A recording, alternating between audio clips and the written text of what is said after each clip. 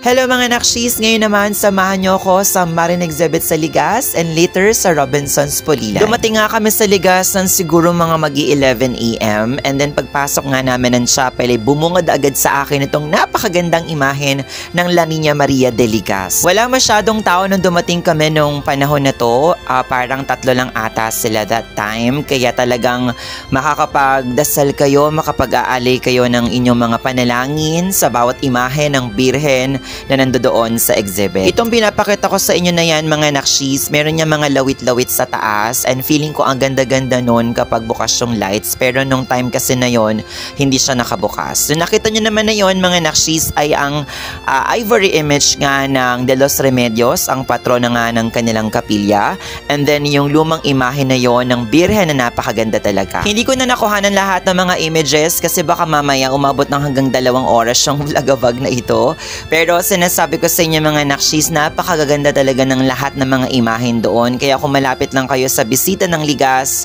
pumunta na po kayo ngayon. Makikita nyo rin sa video na bawat detalye talaga ng exhibit na ito ay talaga namang pinaghandaan. And eto na nga siya mga nakshis, ladies and gentlemen, ang La Niña Maria de Ligas. Grabe, napakaganda no? Para lang ako nananalamin. Pagkatapos nga natin sa Ligas ay lilipat naman tayo dito sa Robinsons Pulilan dahil balita ko nga ay meron din daw nagaganap na Marine Exhibit dito. And totoo nga ang balita, grabe napakadaming ang imahe ng Birhen dito, as in punong-puno ang Robinsons Pulilan. Hindi na kami makapasok sa pintuan ng mall, as in nagagalit na yung guard sa amin, as in grabe talaga.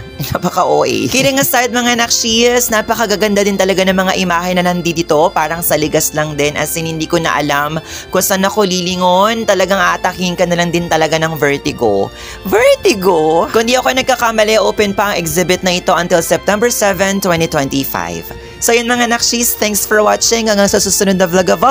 Bye!